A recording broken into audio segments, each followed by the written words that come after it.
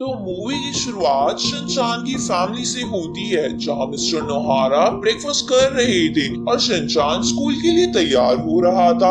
तभी शिनचान और mister नोहारा news में देखते हैं कि लास्ट नाइट एक बंदा कुछ नूडल्स खाने के बाद बहुत ज्यादा अजीब बिहेव कर रहा था, इसलिए पुलिस ने उसे अरेस्ट कर लिया था। इसके बाद सीन चेंज होता है और हम स्कूल में शिनचान, जामा, बो और नानी को डांस प्रैक्टिस करते हुए देखते हैं। तभी उन सब की नजर मसाओ पर जाती है, जिसे कुछ बच्चे परेशान कर रहे थे, लेकिन हर बारी की तरह मसाओ रोने की बजाय इस बार उन सबको डराकर वहां से भगा देता है। ये देखकर सब हैरान हो जाते हैं, इसलिए वो सब स्कूल के बाद मसाओ का पीछा करते हैं। जहाँ मसाओ का पीछा करते करते वो एक दूसरे टाउन में पहुंच जाते हैं और थोड़ा और आगे जाने पर वो देखते हैं कि मसाओ एक घर में जाकर किसी चीज की ट्रेनिंग कर रहा था। तो वो इस बारे में मसाओ से पूछते हैं, तो मसाओ उन्हें बताता है कि मैं यहाँ पर कुंफू सीख रहा हूँ और इसी की वजह से मुझ में इतना कॉन्फिडेंस आया है,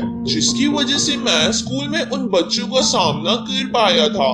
जब वो सब बातें कर ही रहे थे, तभी वहाँ एक बूढ़ा सा आदमी आता है जो मसाओ का मास्टर था, और वो मास्टर मसाओ को सबको मोमोज बांटने के लिए देता है, लेकिन टोकरी गर्म होने की वजह से मसाओ से टोकरी छूट जाती है और वो सारे मोमोज हवा में उछाल देता है। पर शिनचान उन सभी मोमोज को बड़ी आसानी से कैच कर लेता है। ये देखकर मास्टर चौंक जाते हैं, क्योंकि उन्होंने ऐसी फ्लेक्सिबिलिटी किसी में नहीं देखी थी। तभी वहाँ मास्टर की फर्स्ट स्टूडेंट और उसकी बेटी आ जाती है, जिसका नाम जेसी था, जिसे देखकर शिनचान शर्माने लगता है। इसके बाद मास्टर जेसी को भी शिनचान की सॉफ्टनेस दिखाते हैं, जिसको देखकर जेसी भी हैरान हो जाती है। उसी वक्त एक गुंडा वहां आकर मास्टर को वो जगह खाली करने को कहता है, क्योंकि उसके बॉस को वहां एक रेस्टोरेंट बनाना था, पर मास्टर इसके लिए नहीं मानते। तो वो गुंडा अपने साथियों को उन पर अटैक करने को बोलता है। ये देखकर मसाओ उन गुंडों को मारने के लिए आगे बढ़ता है, पर वो गुंडे मसाओ को एक ही बार में दूर फेंक देते हैं। इसलिए मास्टर मैदान में उतरते हैं और अपनी यूनिक कुंफू स्टाइल की मदद से बड़ी आसानी से उन गुंडों पर भारी पड़ने लगते हैं। इसलिए वो तीनों गुंडे पिटकर वहां से चले जाते हैं। अब मास्टर को ऐसा लड़ता देख मसाओ उनके जैसा बनने के लिए बहुत ज्यादा एक्साइटेड हो जाता है, और वो कासुका भी ग्रुप को भी कुंफू ज्वाइन करने को कहता है, जिस पर वो सभी मान जाते हैं। इसके बाद जेसी उन सभी को टाउन के बाहर तक छोड़ने जाती है, जहाँ रास्ते में वो सब देखते हैं कि एक रेस्टोरेंट के बाहर बहुत सारे लोग खड़े हैं जो उस रेस्टोरेंट के नूडल्स खाना चाहते थे, पर उन सभी लोगों की आंखें बहुत ज्यादा काली थी। साथ ही उन लोगों में बहुत गुस्सा भरा पड़ा था, पर शिनचान और उसके दोस्त ये सब इग्नोर करके अपने अपने घर चले जाते हैं।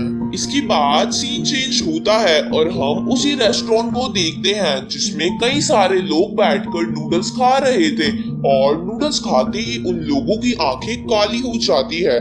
दूसरी तरफ उस रेस्टोरेंट के मालिक के पास वही गुंडे आते हैं जो मास्टर को वो जगह खाली करने को कह रहे थे।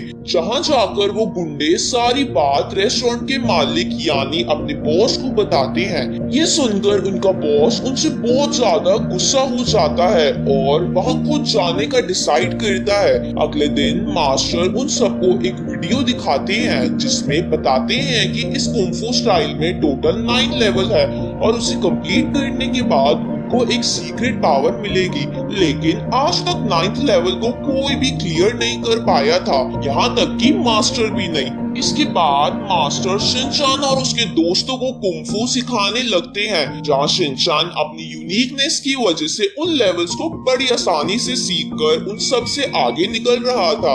आगे जब जेसी और कासुका भी ग्रुप उन्हीं नूडल्स के बारे में बातें कर रहे थे, तब जेसी उन सबको बताती है कि वो काफी समय से उन नूडल्स पर रिसर्च कर रही है और उसे इनमें कुछ ना कुछ गड़बड़ लगती है। जब वो सब बातें कर रहे थे, तभी उन गुंडों का बॉस अपने आदमियों के साथ वहां आ जाता है, जिसे देखकर वो सब वहां से भागने लगते हैं।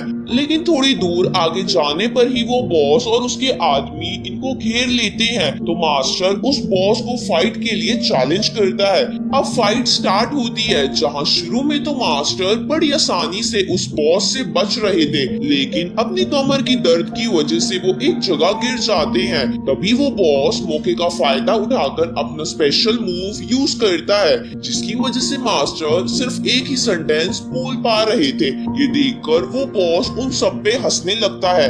तो जैसी उस बॉस पर अटैक करती है, लेकिन वो कुछ भी नहीं कर पाती। फिर वो बॉस उनको जल्द से जल्द घर खाली करने की कह के वहां से चला जाता है। अगले दिन शिनचैन और उसके दोस्त प्लेग्राउंड में बैठकर मास्टर और जेसी के बारे में सोच रहे थे, जहां उन सबको मास्टर और जेसी के लिए बुरा लगता है। इसलिए वो सब उन दोनों की मदद करने का फैसला करते हैं और मास्टर के घर के लिए निकल जाते हैं। आगे शिनचान और उसके दोस्त जब मास्टर के घर पहुंचते हैं, तो वो जेसी को उस बॉस को हराने के लिए अकेले ही ट्रेनिंग करते हुए देखते हैं। इसलिए वो भी उसकी मदद करने के लिए ट्रेनिंग करनी स्टार्ट कर देते हैं, जहां शिनचान धीरे धीरे कई लेवल्स पार कर लेता है और उसके दोस्त काफी अच्छी तरह से ट्रेनिंग कर रहे थे। दूसरी तरफ मित्सी जब हिमावारी को लेकर मॉल में जाती है, तो उसे वहां पर उसी नूडल्स का एक स्टॉल दिखता है, जहां उसका स्टाफ मित्सी को फ्री नूडल्स खाने का ऑफर देते हैं। तो मित्सी भी फ्री के नूडल्स खाने के लिए टेबल पर बैठ जाती है, लेकिन तभी किसी वजह से वो नूडल्स टेबल पर बिखर जाते हैं, जिसे हिमावारी उठाकर खा लेती है। साथ ही उस टेबल पर बैठी एक औरत वहां बड़े नूडल्स को बड़े अजीब तरीके से खाने लगती है। ये देखकर मित्सी हैरान हो जाती है। रात को जब शिनचान और उसकी फैमिली सो रही थी, तभी हम देखते हैं कि हिमावारी उन्हीं नूडल्स खाने वाले लोगों की तरह बन जाती है और सुबह उठने पर बड़ा चिड़चिड़ा बिहेव करने लगती है।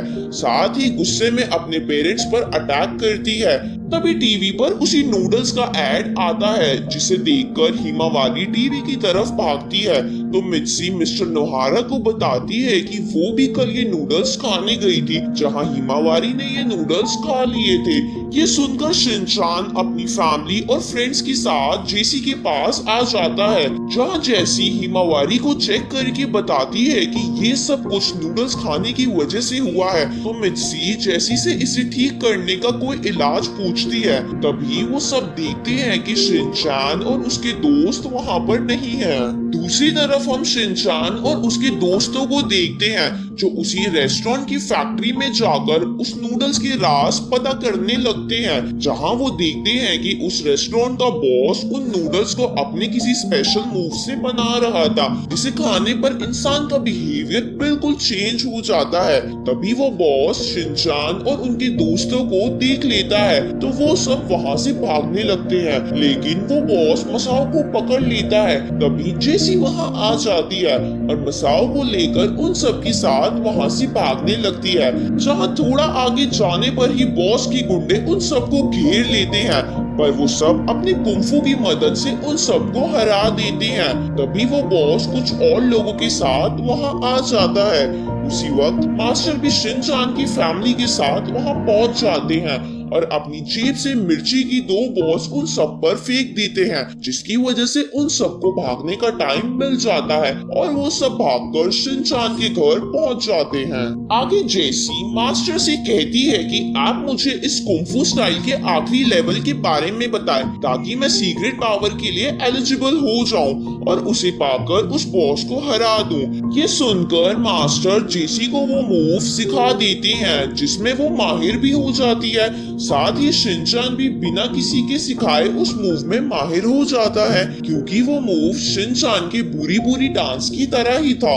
अब जेसी और शिनचान के लास्ट लेवल क्लियर करने पर मास्टर उन्हें इशारों में एक जगह चलने के बारे में बताते हैं, जहां उन्हें सीक्रेट पावर मिलेगी, जो जगह चाइना के अंदर थी।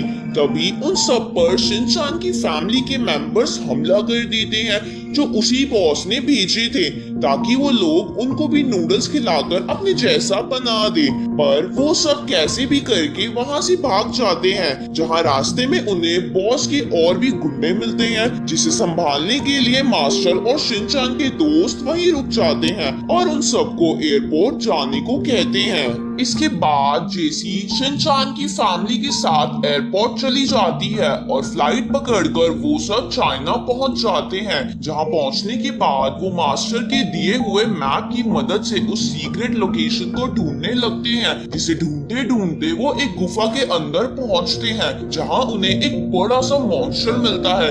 तो जेसी उसको बताती है कि शिनचैन और मैंने कुंफू का लास्ट लेवल क्लियर कर लिया है, तो आप जल्दी से हमें वो सीक्रेट पावर दे दो। ये सुनकर वो मॉन्स्टर उन दोनों के सच्चे मन को जानने के लिए उनसे कुछ सवाल पूछता है, जिसमें सिर्फ शिनचान पास हो पाता है क्योंकि उसका मन बिल्कुल साफ था और उसे किसी भी चीज का लालच नहीं था। अब शिनचान के जीतने पर वो मॉन्स्टर उसे एक ड्रिंक देता है, जिसे पीने पर उसके अंदर सीक्रेट पावर आ जाएगी। लेकिन जेसी अपनी हार को स्वीकार नहीं कर पा रही थी, इसलिए वो शिनचान की ड्रिंक छीनकर खुद पूरी पी जाती है, जिसकी वजह से उसके अंदर पावर आ जाती है। साथ ही उसमें थोड़ा ईगो भी आ चुका था।